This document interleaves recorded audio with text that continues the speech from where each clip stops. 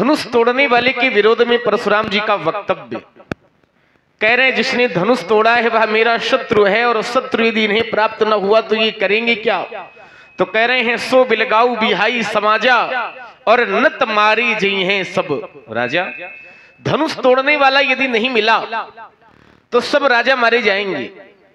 मैं विचार यह करने लगा कि जो धनुष तोड़ा गया है वह भगवान शिव का तोड़ा गया है, और शिव शब्द का शाब्दिक अर्थ ही होता है कल्याण।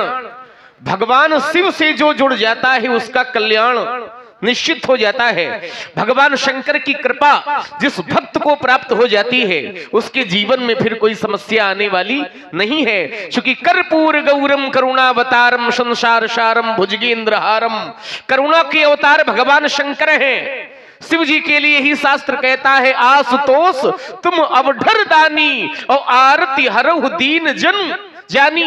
भगवान शंकर शीघ्र प्रसन्न होने वाले हैं, और शंकर जी की कृपा का हाथ जिस भक्त के सिर पर हो जाता है उसके जीवन में कभी कोई समस्या आने वाली नहीं है। तो हमारा ध्यान भगवान शिव के परम भक्त मर्कंड के पुत्र मार्कंडे की ओर चला गया। मर्कंड जी के जीवन में कोई संतान नहीं थी, तो एक बार उन्होंने संतों से पूछा महाराज हमारी कोई संतान नहीं है। तो संतों ने जिस समय भाग्य रेखा को देखा तो निर्णय ये दे दिया कि तुम्हारे पूरे जीवन में संतान होगी ही नहीं। चरणों में गिर गए महाराज कोई उपाय जिससे हमें संतान की प्राप्ति हो सके। महात्माओं ने कहा शंकर जी यदि कृपा कर दें तो शंकर जी में यह सामर्थ्य है कि भावु मेट सके त्रिपुरारी, होनहार को मिटाने की शक्ति भगवान शिव में है। शंकर जी यदि कृपा कर देंगे तो मैं पुत्र की प्राप्ति हो जाएगी। महात्मा मृकंड ने भगवान शिव की आराधना की, शंकर जी प्रसन्न हो गए, शंकर जी की कृपा प्राप्त हो गई, पुत्र मिल गया। लेकिन समस्या यह थी कि पुत्र केवल 5 वर्ष तक जीवित रहेगा। अल्पायु था बालक। धीरे धीरे समय बीतने लगा। पिताजी ने पुत्र का नाम मार्कंडेय रख दिया। समय बीतने लगा, पिताजी को चिंता होने लगी कि आज तो हमारा पुत्र हमारे साथ में है लेकिन कुछ समय बाद संसार छोड़ करके चला जाएगा। 5 वर्ष पूरे हो जाएंगे तो हमारा पुत्र हमारे साथ नहीं रहेगा। क्या किया जाए जो हमारा पुत्र अल्पायु से दीर्घायु हो सके। संतों ने कहा भगवान शंकर मृत्यु के भी देवता हैं, तभी उन्हें मृत्युंजय कहा जाता है। भगवान शंकर यदि कृपा कर दे तो बालक अल्पायु से दीर्घायु हो सकता है, इसमें कोई बड़ी बात नहीं है।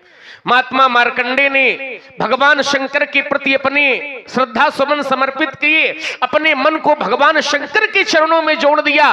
भगवान शंकर के मंदिर में शंकर जी का नाम जपने लगा, और होते होते वह दिन आ गया जिस दिन बालक की आयु का अंतिम दिन था।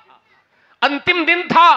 अपने ठीक समय पर यमराज बालक के प्राण लेने आए, लेकिन बालक शंकर जी के मंदिर में था। और शिव महापुराण ये कहता है कि भगवान शंकर के मंदिर में यमराज का प्रवेश वर्जित है।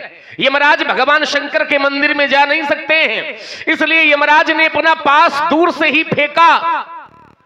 यमराज निश्चित समय पर प्राण लेने के लिए आए। यमराज माने काल प्राण लेने के लिए आया, लेकिन काल प्राण लेने में सफल नहीं हो पाया और काल को उल्टे पैर वापस लौटना पड़ गया, क्योंकि बालक पर अब महाकाल की कृपा हो गई थी। महाकाल की कृपा हो गई तो यमराज भी बालक का बाल बांका नहीं कर पाए। शंकर जी के सुरक्षा चक्र का भेदन यमराज भी नहीं कर पाए। क्यों? क्योंकि बालक शंकर जी के प्रति समर्पित था, इसलिए यमराज भी बालक का कुछ नहीं कर पाए। तो मैं चिंतन ये करने लगा कि बालक जब शंकर जी के प्रति समर्पित हो गया तो यमराज कुछ नहीं कर पाए, तो धनुष तो भैया जीवन भर शंकर जी के प्रति समर्पित रहा। धनुष ने तो पूरा जीवन भगवान शंकर को समर्पित कर दिया। मार्कंडे ने अंतिम समय में भगवान शंकर के लिंग माने शिवलिंग को पकड़ लिया था, और यमराज कुछ